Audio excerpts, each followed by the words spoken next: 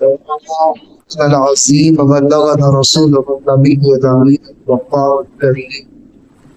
ونحن على ذلك لمن الشاهدين والشاكرين الحمد لله رب العالمين وقال تیش حیرانم بحسن یا رسول اللہ پریشانم بحسن یا رسول اللہ شہاب کس نواسی کو کبھی باچار اساسی کو مریض درد نسیانم بحسن یا رسول اللہ غوث اعظم بمنی بھی سر اسامہ مدد قبلہ دی مدد کعبہ ایمان مدد. آئیے ہمارا سب سے پہلے اپنے ساری کائنات کے مرکز عقیدت ارواح نافذہ صلی اللہ علیہ وسلم کے بارگاہ کی پسپناہ میں درود پاک کی نظریں پیش کرنے پڑھیں. اللہ صلی علی سیدنا مولانا محمد ودوائها وعافیت الابدان وشفائها ومنصار وضیائها وعلى آلہ وصحبہ وسلم. حاضرین محترم، گزشتہ جمعے شہنشاہ اولیاء قطب الاحباب قطب الافراد غوث الاغواث قطب الجن والانس والملائکہ سیدنا شیخ عبد القادر جیلانی غوث اعظم رضی اللہ تعالیٰ عنہ کے دو عظیم شاگردوں کا ذکر جمیل کرنے کی ہم نے سعادت حاصل کی. حضور غوث پاک رضی اللہ تعالیٰ عنہ کے شاگرد گرامی حضرت علامہ ابن قدامہ صاحب المغنی یہ حنبلی مذہب کے ماننے والے. بعض غیر مقلدین یہ دھوکہ دیتے ہیں حضور غوث پاک رضی اللہ تعالیٰ عنہ کس کے مقلد تھے. وہ یہ کہتے ہیں کہ اس غوث پاک رضی اللہ تعالیٰ عنہ کسی کے مقلد نہیں تھے، اس لیے تقلید کرنا یہ حرام اور ناجائز ہے. اور اس کی دلیل حضور غوث پاک رضی اللہ تعالیٰ عنہ کی ذات گرامی کو پیش کرتے ہیں. اس کی دلیل میں حضور غوث پاک مقلد نہیں تھے، اور اس لیے مقلد نہیں تھے کہ تقلید کرنا ناجائز اور حرام ہے. اس لیے آج بھی لوگوں کو جو ہے ائمہ اربعہ کی تقلید نہیں کرنا چاہیے. ائمہ اربعہ کی تقلید سے اپنے آپ کو آزاد کر لینا چاہیے. یہ بہت بڑا الزام اور بہت بڑا جھوٹ ہے جو غیر مقلدین کی طرف سے بولا جاتا ہے. حضور غوث پاک رضی اللہ تعالیٰ عنہ کن فقہا کی یا کن مجتہدین کی تقلید کرتے تھے، اس کے تعلق سے مفتی نظام الدین صاحب نے بڑا ہی تحقیقی مضمون طلب کیا ہے، اور اس مضمون میں آپ نے یہ ثابت کیا ہے کہ حضور غوث پاک رضی اللہ تعالیٰ ایک زمانے میں مقلد بھی تھے، اور ایک دور ایسا بھی آیا کہ آپ مجتہد مطلق کے مقام پر فائز تھے، اور آپ جس امام کی تقلید کرتے تھے وہ سیدنا امام احمد بن حنبل رضی اللہ تعالیٰ عنہ کی ذات گرامی ہے. حضور غوث پاک رضی اللہ تعالیٰ عنہ مقلد تھے سیدنا امام احمد بن حنبل رضی اللہ تعالیٰ، جس بات کا تذکرہ خود سیدنا غوث پاک رضی اللہ تعالیٰ نے اپنی کتاب غنیت الطالبین میں فرمایا، جسے شارٹ میں غنیہ کہا جاتا ہے. اس کے مختلف مقامات پر حضور غوث پاک رضی اللہ تعالیٰ اس طرح کے جملے تحریر فرماتے ہیں کہ یہ قول ہمارے امام احمد بن حنبل کا ہے. یہ جملہ یہ ثابت کرتا ہے کہ حضور غوث پاک رضی اللہ تعالیٰ عنہ سیدنا امام احمد بن حنبل کو اپنا امام مانتے تھے. اسی لیے آپ نے لفظ استعمال فرمایا کہ یہ قول ہمارے امام احمد بن حنبل کا ہے. اور اس طرح کے جملے جو ہے غنیت الطالبین اور دوسری کتابوں کے اندر کئی مقامات پر ملتے ہیں. بلکہ ایک جگہ बुनियतुल तालिबीन में सैयदना गौस पाक रज़ी अल्लाह ताला ने ये जुमला भी तहरीर फरमाया है कि ये कौल हमारे इमाम सैयदना इमाम अहमद बिन हम्बल शैबानी का है। अल्लाह तबारक व तआला आप पर रहम फरमाए और उनके मज़हब के उसूल और फुरू में, उनके मज़हब के उसूल और फुरू पर हमें वफ़ात मौत दी, और अल्लाह तबारक व तआला कल बरोज़ महशर हमारे उनके साथ हमारा हश्र फरमाए। ये जुमला भी सैयदना गौस पाक रज़ियल्लाहु तआला ने बुनियतुल तालिबीन में नक़ल फरमाया। तो इन सारी इबारतों से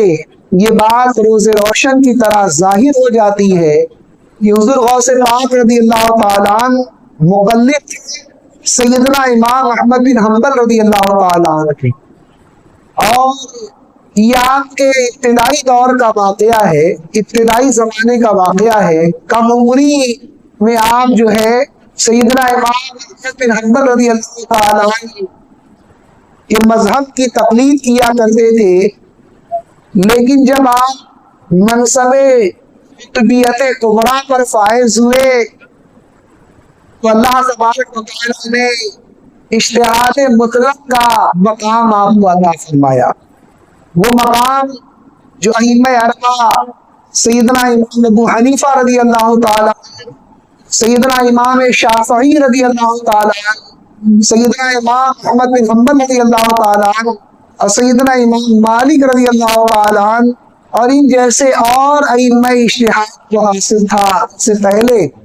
उस मकाम पर सैयदना गौस पाक रज़ियल्लाहु तआला को अल्लाह तबारक व तआला ने फाइज फरमाया। तो उस वक्त आप तक़लीद से आज़ाद हुए, आपने तक़लीद को तर्क कर दिया, इसलिए कि जो मुज्तहिद होता है उसके अंदर ये सलाहियत होती है, अल्लाह तबारक व तआला उसको ऐसा अजीम इल्म पाता है कि वो बराह रास्त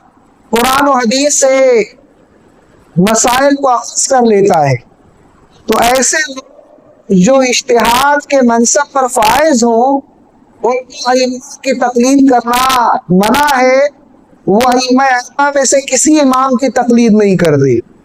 तो हुज़ूर गौस पाक रज़ियल्लाहु तआला जब मज़हब सही के मुताबिक मनसबे गौसियत कुबरा में फायज हुए, कुतुबियत कुबरा में फायज हुए, तो आप मनसबे इज्तिहाद मुतलक हासिल हुआ और आपने अइम्मा की तक़लीद, जैसा कि इमाम अहमद बिन हम्बल की इब्तिदा में आप तक़लीद किया करते थे, आपने उनकी तक़लीद तर्क कर दी। लेकिन उलमा बयान फरमाते हैं कि आपकी खिदमत में जो है चार मज़ाहिब के लोग सवाल करते, हनफी भी आपसे सवाल पूछा करते थे, शाफ़ई उलमा भी, शाफ़ई अवाम भी आपसे सवाल करती थी, मालिकी जो लोग थे मजहब मालिकी के मानने वाले वो भी जो है आपसे इस्तिफसार और आपकी खिदमत में इस्तिफ्ता पेश किया करते थे। इसी तरह से हम्बली भी आपकी खिदमत में इस्तिफ्ता पेश किया करते थे। तो साइल जिस मजहब का मानने वाला होता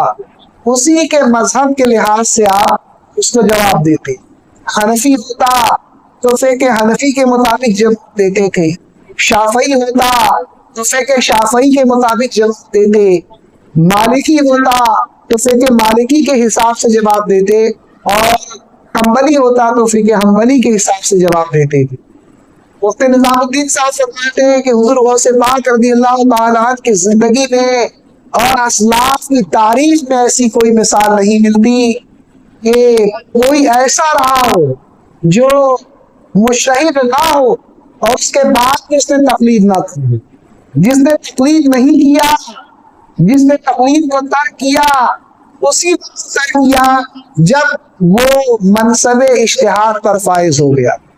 और इमाम अब्दुल वहाब शारानी के हवाले से मुफ्ती निज़ामुद्दीन साहब नक़ल करते हैं कि मीज़ान में इमाम अब्दुल वहाब शारानी ने नक़ल किया कि वली कामिल जो है वो बराह रास्त शरीयत के मंबों से इस्तेफादा करता है। शरीयत के मंबे जो है یعنی شریعت کے اصول جس جگہ سے اخذ کیے جاتے ہیں،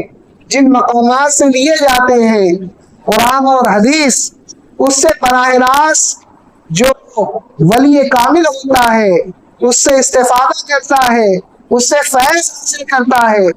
تو اس کا یقین اس کے کشف کی بنیاد پر ائمہ اجتہاد کے مساوی ہو جاتا ہے۔ وہ فرماتے ہیں کہ اس کا کشف اتنا عظیم ہو جاتا ہے کہ ائمہ یقین کے اندر، یقین کے درجے میں وہ ائمہ اجتہاد کے برابر، اور بسا اوقات تو ائمہ اجتہاد سے بڑھ کر اس کا یقین ہو جاتا ہے۔ یہ ولی کامل کی شان ہوگی کہ جو ولی کامل ہوتے ہیں ان کی شان اس قدر بلند و بالا ہو جاتی ہے کہ وہ درجہ یقین میں مجتہد کے مساوی بلکہ مجتہدین سے بھی بسا اوقات بڑھ جاتے ہیں۔ ایک سلافت سیدنا امام عبد الوہاب شعرانی نے اپنے شیخ سیدی علی خواص رضی اللہ عنہ سے پوچھا کہ کیا بات ہے کہ لوگ جو ہے سیدنا حضور غوث پاک رضی اللہ عنہ، شیخ عبد القادر جیلانی اور شیخ محمد حنفی شاذلی کو مقلد سمجھتے ہیں، اور جب کہ وہ مقام قطبیت کبریٰ پر فائز تھے، تو اس کے جواب میں فرماتے ہیں کہ یہ دونوں حضرات ابتدا میں جو ہے اپنے اپنے اماموں کی تقلید کیا کرتے تھے، جب یہ مقام قطبیت کبریٰ پر فائز ہوئے تو یہ خود منصب اجتہاد ان کو حاصل ہوا، اور یہ خود جو ہے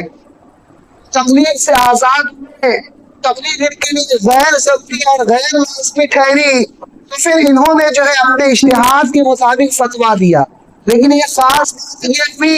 کہ وہ جو بھی فتویٰ دیتے تھے ان کا قول چاروں ائمہ میں سے کسی ایک امام کے مطابق ضرور ہوتا تھا۔ ایسا کوئی قول نہیں ہے کسی ولی کامل کا جو ائمہ اربعہ کی تقلید سے باہر ہو۔ تو یہ شان تھی سیدنا غوث پاک رضی اللہ تعالیٰ عنہ کی کہ ابتدا میں تو آپ امام احمد بن حنبل کی تقلید کیا کرتے تھے، اور اس کے بعد جو ہے اجتہاد کا جب آپ کو منصب قطبیت کبریٰ حاصل ہوا تو آپ مجتہد مطلق ہوئے، تو آپ نے تقلید کو ترک کر دیا، اور مجتہد کے لیے تقلید ضروری نہیں ہوتی، وہ براہ راست حدیث سے مسائل حفظ کرتا ہے۔ اور اعلیٰ حضرت رضی اللہ تعالیٰ نے اس بات کی بڑی نفیس توضیح فرمائی۔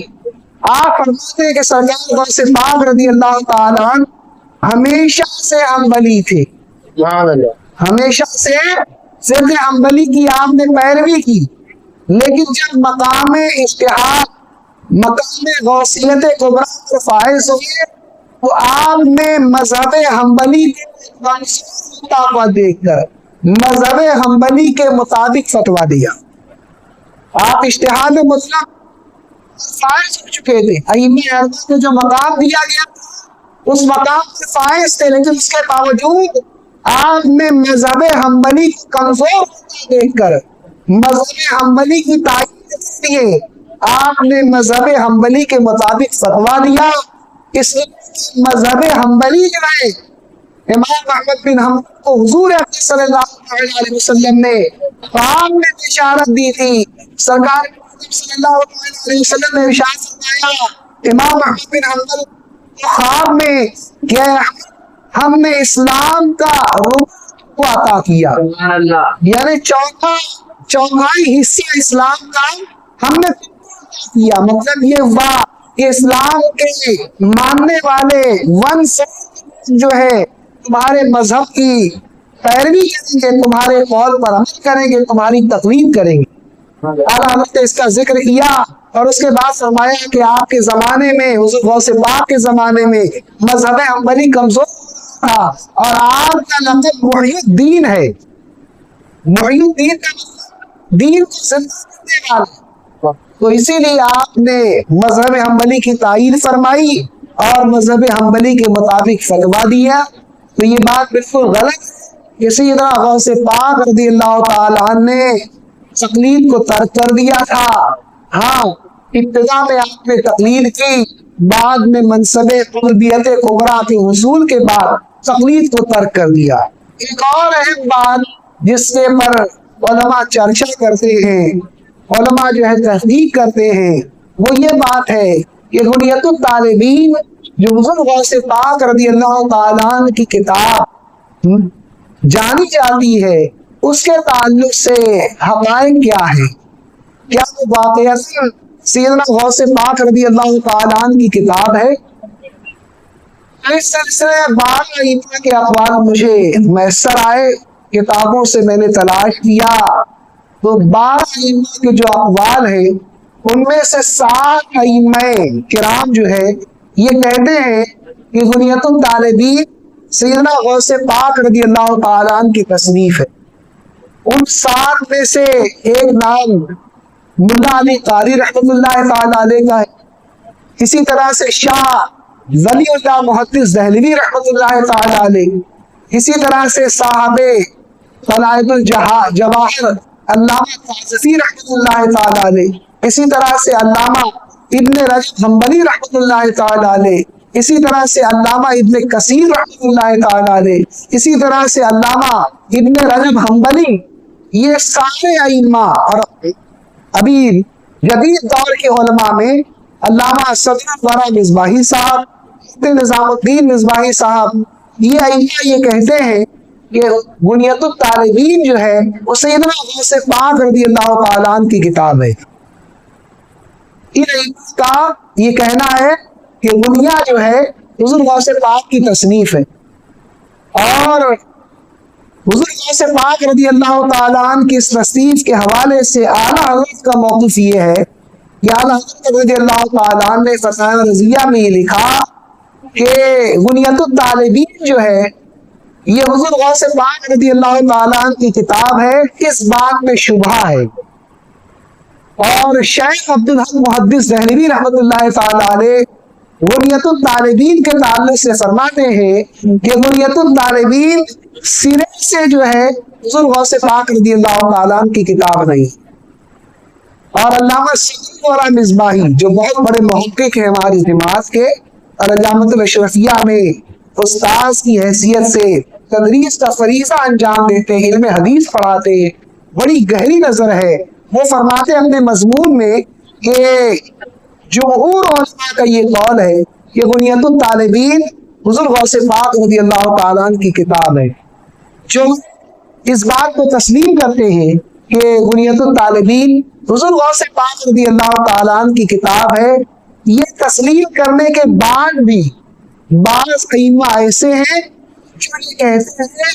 کہ یہ تسلیم کرنے کے باوجود بھی یہ بات یقینی طور پر معلوم ہے، یہ بات ضرور ہے کہ غنیت الطالبین میں کچھ الحاقات بھی ہیں، بعض مقامات میں مذہبی نے اپنی طرف سے عبارتیں اس کے اندر ملا دی۔ ان میں ایک نام جو اس بات کے قائل ہے کہ غنیت الطالبین کے بعض مقامات اور دشمنان اسلام نے جو ہے اپنی طرف سے عبارتیں شامل کر دی ہیں، اپنی طرح سے کچھ سینٹنس لکھ دیے ہیں، حضور سے پاک کی وہ عبارت نہیں ہے۔ اس بات کے قائلین میں جو بڑا نام ہے وہ حضرت علامہ ابن حجر مکی رحمۃ اللہ تعالیٰ علیہ کا ہے۔ فتاوی حدیثیہ میں آپ نے اس کا ذکر فرمایا کہ حضور غوث پاک رضی اللہ تعالیٰ عنہ کی کتاب غنیت الطالبین کے بعض مقامات پر الحاق کیا گیا ہے، یعنی ان کی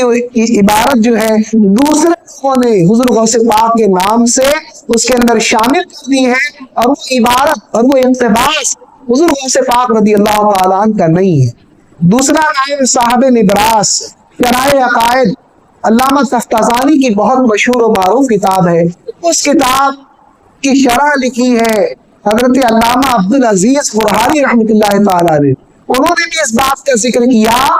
کہ اس کتاب کے اندر الحاق ہوا ہے۔ اسی طرح سے علامہ عبدالحکیم سیالکوٹی رحمۃ اللہ تعالیٰ علیہ، انہوں نے بھی حضور غوث پاک رضی اللہ تعالیٰ عنہ کی کتاب غنیت الطالبین کا ترجمہ فارسی زبان میں کیا۔ ان کے زمانے میں ایک بزرگ تھے جو سلسلہ قادریہ سے تعلق رکھتے تھے اور بڑے ولی کامل تھے، ان کی فرمائش ہوئی علامہ عبدالحکیم سیالکوٹی نے جو ہے غنیۃ الطالبین کا فارسی زبان میں ترجمہ کیا،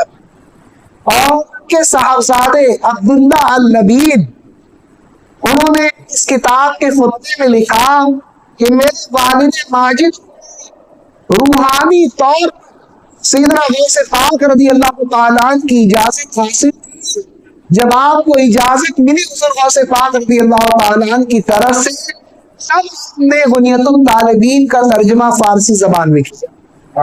تو یہ ترجمہ جو فارسی زبان میں علامہ عبدالحکیم سیالکوٹی نے کیا، یہ حضور غوث پاک رضی اللہ تعالیٰ عنہ کی اجازت سے کیا۔ وہ بھی اس بات کا ذکر کرتے ہیں کہ غنیۃ الطالبین کے بعض مقامات، مثلا حنفیہ کے تعلق سے ایک عبارت ہے، حنفیوں کے تعلق سے، اس کے تعلق سے فرماتے ہیں کہ یہ عبارت الحاقی ہے، یعنی حضور غوث پاک رضی اللہ تعالیٰ عنہ کی نہیں ہے، بلکہ دشمنان اسلام نے حضور غوث پاک رضی اللہ تعالیٰ عنہ کی طرف سے حضور غوث پاک رضی اللہ تعالیٰ عنہ کے نام سے جو ہے جھوٹ آپ کے نام پر اور اپنی طرف سے شامل کر دی، وہ عبارت غنیہ کے اندر۔ تو علامہ عبدالحکیم سیالکوٹی رحمۃ اللہ تعالیٰ علیہ یہ بھی بہت بڑے محقق تھے۔ اب کسی قول کا جو قائل ہوتا ہے اس کا وزن کتنا ہے، جب تک آپ اس کی شخصیت سے واقف نہیں ہوگے اس کے قول کے وزن کی اہمیت نہیں ہوگی، معلوم نہیں ہوگی کہ قائل جو کہا ہے کتنا وزندار ہے، اس کے بعد کتنی ہے۔ جب تک اس کی شخصیت کے بارے میں آپ نہیں جانیں گے تو اس کے قول کی پختگی اور اس کے قول کی قوت اور اس کے قول کی اہمیت کا اندازہ ہم کو نہیں ہو پائے گا۔ صرف نام سنتے تھے علامہ عبدالحکیم سیالکوٹی رحمۃ اللہ تعالی علیہ کا، ان کی زندگی پاک کے بارے میں بہت کم معلومات کتابوں میں ملتی ہے۔ کچھ مختصر سی باتیں جو مطالعے میں آئی وہ آپ کے سامنے پیش کروں۔ حضرت علامہ عبدالحکیم سیالکوٹی رحمۃ اللہ تعالی علیہ، آپ کی پیدائش جو ہے سن ہجری 961 میں پنجاب کا ایک قصبہ سیالکوٹ اس میں ہوئی۔ آپ کے والد ماجد کا نام مولانا شمس الدین رحمۃ اللہ تعالی علیہ تھا، اور آپ کی ولادت جو 961 ہجری میں بیان کی جاتی ہے، اس کے تعلق سے بھی مورخین نے اندازہ لگایا ہے، گمان کیا ہے، تحقیقی بات نہیں معلوم ہے کہ کب ولادت ہوئی، لیکن اتنا ضرور معلوم ہے کہ علامہ عبدالحکیم سیالکوٹی جو ہے یہ مجدد الف ثانی رحمۃ اللہ تعالی علیہ کے ہم درس تھے، ان کے ساتھ پڑھا کرتے تھے۔ تو مجدد الف ثانی رحمۃ اللہ تعالی علیہ علامہ عبدالحکیم سیالکوٹی اور ملا سعد اللہ خان جو بعد میں شاہجہاں کے وزیر اعظم ہوئے، یہ تینوں دوست ہیں، اور ایک ہی ساتھ مولانا کمال الدین کشمیری رحمۃ اللہ تعالی علیہ کے پاس علم حاصل کیا کرتے تھے، اور ملا سعد اللہ خان جو ہے بعد میں شاہجہاں کے وزیر بھی بنے۔ حضرت علامہ عبدالحکیم سیالکوٹی اگرچہ یہ ہم درس تھے، ہم سبق ہیں مجدد الف ثانی کے، لیکن جب ان کی نظر سے مجدد الف ثانی رحمۃ اللہ تعالی علیہ کا ایک رسالہ گزرا، تو اس رسالے کے معارف اور اس کے انوار اور اس کے علمی نکات کو دیکھ کر آپ اس قدر متاثر ہوئے کہ آپ نے حضرت مجدد الف ثانی، محبوب سبحانی، امام ربانی اور مجدد الف ثانی کے لقب سے یاد کی۔ مجدد الف ثانی کا لقب آپ کو علامہ عبدالحکیم سیالکوٹی رحمۃ اللہ تعالی علیہ نے دیا، اور آپ کا یہ لقب اتنا زیادہ مقبول ہوا کہ مجدد الف ثانی کے دیگر القاب لوگ بھول گئے، لیکن مجدد الف ثانی یہ لقب جو ہے علامہ عبدالحکیم سیالکوٹی کا دیا ہوا لوگوں کو یاد رہ گیا۔ تو بہت متاثر ہوئے علامہ عبدالحکیم سیالکوٹی۔ جب آپ کی عمر 53 یا 54 سال کی ہوئی تو آپ نے حضرت مجدد الف ثانی رحمۃ اللہ تعالی علیہ کے ہاتھ پر بیعت کر لی، ان کے مرید ہو گئے۔ علامہ عبدالحکیم سیالکوٹی مرید ہو گئے مجدد الف ثانی رحمۃ اللہ تعالی علیہ کے، اور حضرت مجدد الف ثانی آپ کا بہت احترام کیا کرتے، حالانکہ آپ مرید تھے۔ علامہ عبدالحکیم سیالکوٹی مرید مجدد الف ثانی کے، لیکن اس کے باوجود مجدد الف ثانی ان کا بہت احترام کیا کرتے تھے، اور آپ کو آفتاب پنجاب کے خطاب سے یاد کیا۔ یہ مجدد الف ثانی کی شخصیت بھی معمولی شخصیت نہیں ہے۔ ہم لوگ پڑھتے نہیں ہیں نا، ہم کو ہمارے ماضی کے بزرگوں کے بارے میں بہت کم معلومات۔ اتنا عظیم کارنامہ انجام دیا آج اسلام جو ہندوستان میں صحیح شکل میں باقی ہے، اس میں حضرت مجدد الف ثانی رحمۃ اللہ تعالی علیہ کا بہت عظیم کردار ہے۔ ورنہ آپ اسلام کی شکل اس قدر بدلی تھی کہ بے شمار کفریہ رسوم و رواج، مشرکانہ رسوم و رواج اس نے شامل کر دیا تھا، اور ایک نیا دین جس کا نام اس نے دین الہی رکھا۔ تو اکبر کے خلاف سب سے پہلے علم جہاد حضرت علامہ مجدد الف ثانی رحمۃ اللہ تعالی علیہ نے بلند کیا، اور اس کے فتنے کا خاتمہ کیا۔ یہ آپ کی کاوشوں کا اثر ہے کہ اسلام اصلی خد و خال میں آج ہمارے سامنے موجود ہے۔ کردار آپ کا وہ ذات گرامی جو ہے علامہ عبدالحکیم سیالکوٹی کو آفتاب پنجاب کے نام سے یاد کرتی ہے، اور آپ کے تعلق سے فرماتے ہیں مجدد الف ثانی رحمۃ اللہ تعالی علیہ کہ پورے ہندوستان میں ان کے جیسا کوئی عالم نہیں ہے۔ علامہ عبدالحکیم سیالکوٹی کے بارے میں مجدد الف ثانی فرماتے ہیں کہ پورے ہندوستان میں ان کے جیسا کوئی عالم نہیں ہے، اور آپ کو اتنی مہارت فنون پر تھی کہ آپ علم تفسیر کے ماہر تھے، علم کلام کے ماہر تھے، علم فلسفہ کے ماہر تھے، اصول فقہ کے ماہر تھے، اسی طرح سے علم بلاغت آپ کے جیسا کوئی پیدا نہیں ہوا، ایسا مورخین نے ذکر کیا ہے علامہ عبدالحکیم سیالکوٹی کے بارے میں۔ آپ ابتدا میں اکبر کے زمانے میں، اکبر بادشاہ کے زمانے میں جب یہ سدھرا ہوا تھا، جب دین الہی اس نے قائم نہیں کیا تھا، اس وقت کی بات ہے، مدارس جو ہے مغل سلاطین نے قائم کیے تھے، اور اس زمانے میں مغل سلاطین کے زمانے تک، مغل بادشاہوں کے زمانے تک جو ہے مدارس اسلامیہ کی اعانت اور ان کا تعاون بادشاہان وقت کیا کرتے۔ جو بادشاہ جتنے بھی مدارس ہوتے تھے ہندوستان کے، سب کی کفالت جو ہے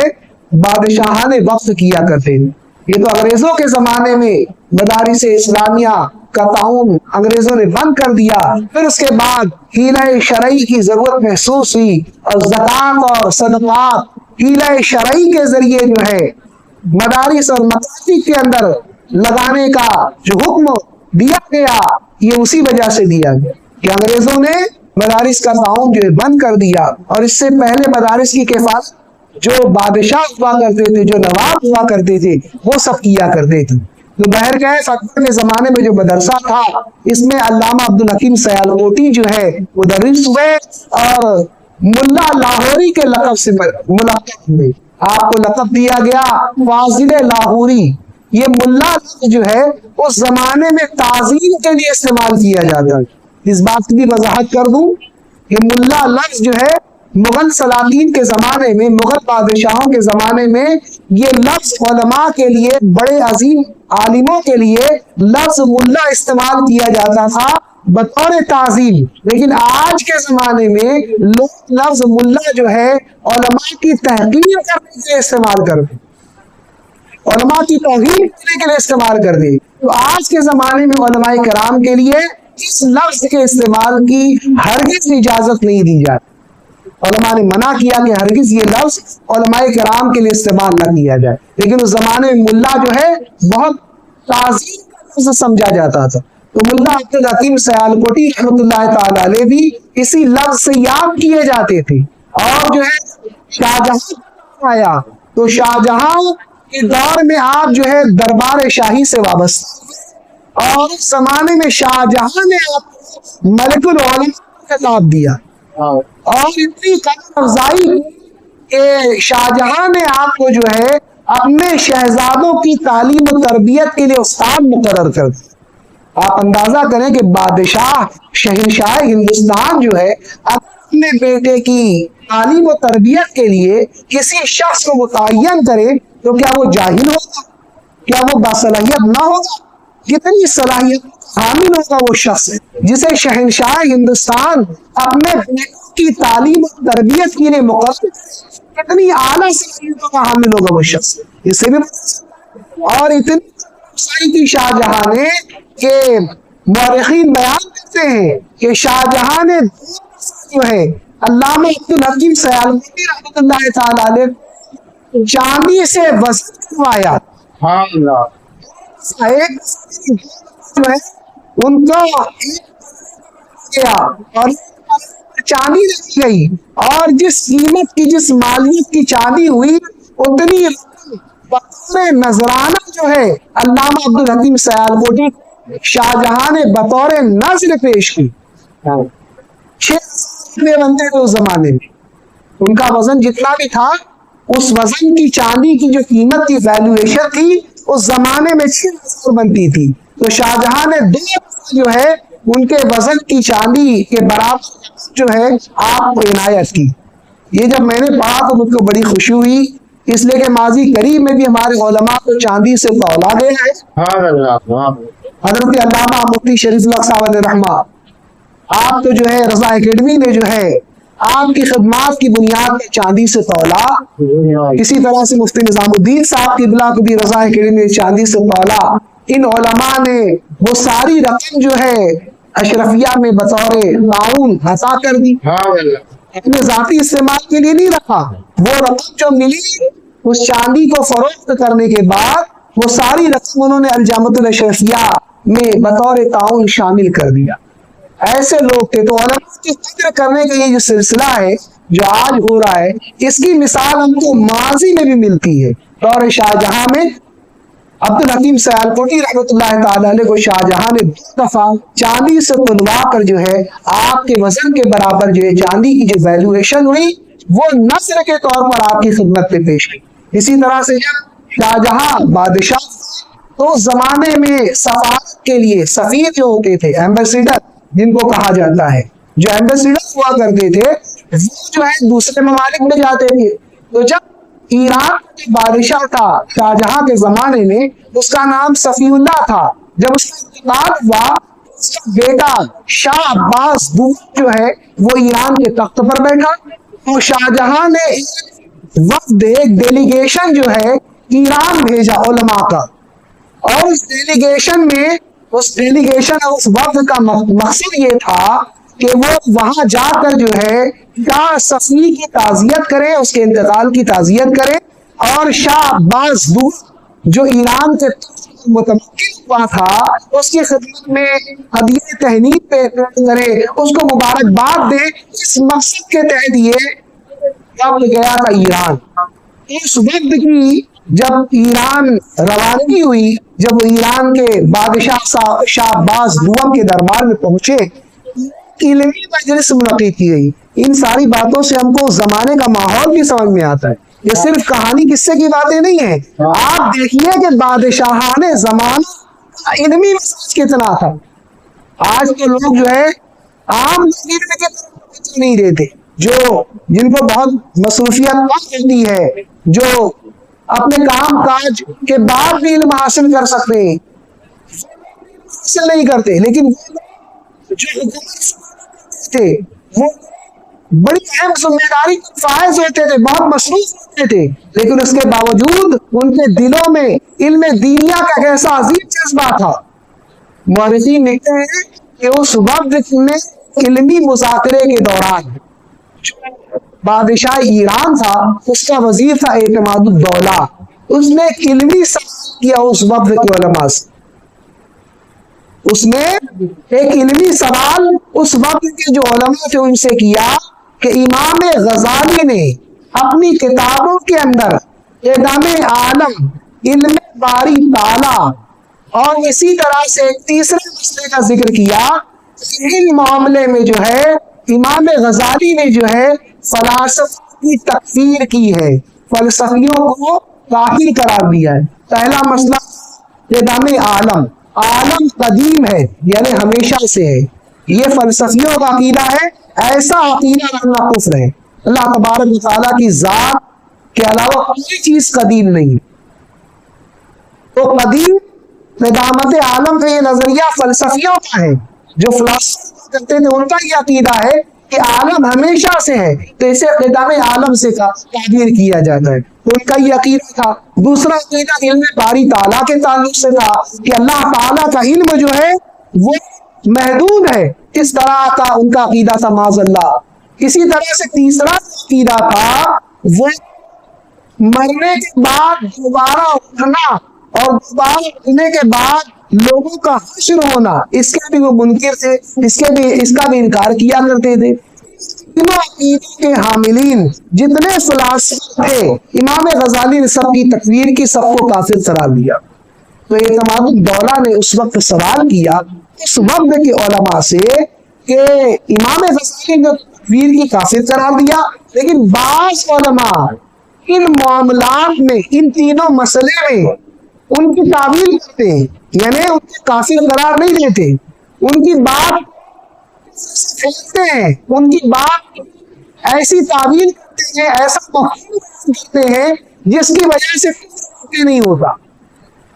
تو آپ لوگوں کو کیا اس تعلق سے موقف ہے؟ علماء عرب، علماء بر صغیر، پاکستان اور ہندوستان اس وقت ایک زمانے میں ایک ہی تھا، تو اس وزیر نے سوال کیا، وزیر اعظم نے، کہ اس کے تعلق سے علماء ہند کیا موقف ہے، تو اس کا جواب نہیں دے سکے۔ جب یہ خبر شاہ جہاں تک پہنچی کہ ہمارا وقت جو ڈیلیگیشن گیا تھا اور اس وقت کے جو علماء انہوں نے شاہ ایران کے وزیر اعظم کا جو سوال تھا اس کا مدلل جواب نہیں دیا، تو وزیر اعظم سے اس نے رابطہ قائم کیا۔ وزیر اعظم سعد اللہ خان اس نے جو ہے علامہ عبدالحکیم سیالکوٹی کو حکم دیا کہ آپ جو اسی وقت فوراً جو ہے تینوں مسئلوں کا جواب لکھیں اور دربار دلی بھیجیں تاکہ یہ رسالہ جو ایران بھیجا جا سکے۔ علامہ عبدالحکیم سیالکوٹی نے اس مسئلوں پر ایک نہایت ہی زبردست کتاب لکھی جس کا نام رسالۃ الخاقانیہ تھا۔ اس رسالے میں آپ نے تینوں مسئلوں میں امام غزالی کی تائید کی اور فلسفہ کو کافر قرار دیا اور ان کا زبردست رد کیا۔ اس طرح سے علامہ عبدالحکیم سیالکوٹی نے جو ہے دربار ایران کے اندر بھی جو ہے اپنی علمی ہیبت سے ایک اونچا مقام حاصل کر لیا۔ تو یہ علامہ عبدالحکیم سیالکوٹی، ان کا موقف یہ ہے کہ بنیۃ الطالبین جو حضور غوث پاک رضی اللہ تعالیٰ عنہ کی کتاب قرار دی جاتی ہے، اس کے بعض مقامات پر الحاقات ہے۔ الحاقات کا مطلب وہ عبارت حضور غوث پاک کی نہیں ہے، لوگوں نے دشمنان اسلام میں حضور غوث پاک کے نام سے وہ عبارتیں ان کی کتاب میں شامل کر دی ہیں۔ وہ بعض مقامات ہیں، ان مقامات کے تعلق سے آپ کو علماء سے رجوع کرنا چاہیے کہ وہ کون سے مقامات ہیں جہاں پر الحاقات ہوئے۔ اللہ تعالیٰ سیدنا غوث پاک رضی اللہ تعالیٰ عنہ کے فیض و برکات سے ہم سب کو مالا مال۔ آپ معمار ملت چینل کو سبسکرائب کریں، لائک کریں اور اپنے مفید مشوروں سے، کمنٹ سے، مثبت کمنٹ سے ہمیں نوازیں۔